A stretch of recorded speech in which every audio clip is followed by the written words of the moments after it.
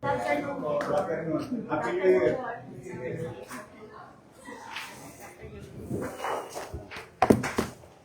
Mapanood mo ba yung announcement ko? About, although sa senior citizen yun, saka na nagra-wrap up na kami, medyo maganda-ganda tong updated months na ginagawa namin ni Paul. Kanina, before we went here. Because yesterday, we had, yung obligasyon natin sa halos malaki yung ma-update sa PWD saka sa solo parent. Yung senior citizen kasi updated under my time. Pero may obligasyon pa kasi yan na luma na hindi pa natin kaya kasi it was bloated at 100% eh.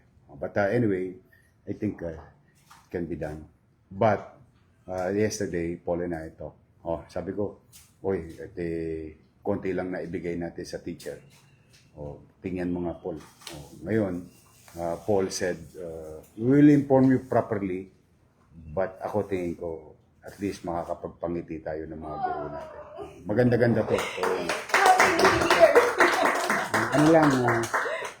Tingin ko, through the help of the taxpayers of Manila, makaka-recover tayo. Ano lang talaga, minsan talaga mapait lang ang buhay dahil sa hirap. But we need to help each other. As long as ang guarantee ko naman sa mga taxpayer talaga, we'll spend it efficiently. In fact, makikita nyo sa ano natin, meron akong isang redirection. Ito naman, future-proof naman to. The next generation of the people of Manila will be more healthy and bright because we will now confront the nutrition of the city. A lot of scientists, doctors, and nutritionists, national government, private sector, have been telling the country as a whole, the malnourishment of our children. Now, the city of Manila, the first, or even as we speak, the only local government unit confronted and realign ourselves with the national government's effort through NDA, National Dairy Authority.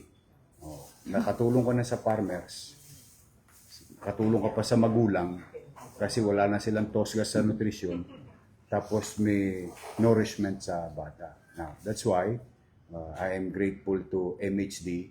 We utilize the money of the health department. And I am grateful to MDSW, J. De La Puente, because of the implementation. We are serving fresh from the farm, milk from farm sa mouth ng bata 3 times a week for the next 90 days, 3 months. I think magkakaroon ng dent or traction yun sa tapos we will continue that what we have started. Now we are about to escalate. So anyway, before I continue, I'd like to recognize our Vice Mayor here and the Chairman of the Committee on Education, Councilor Joaquin Dumago. So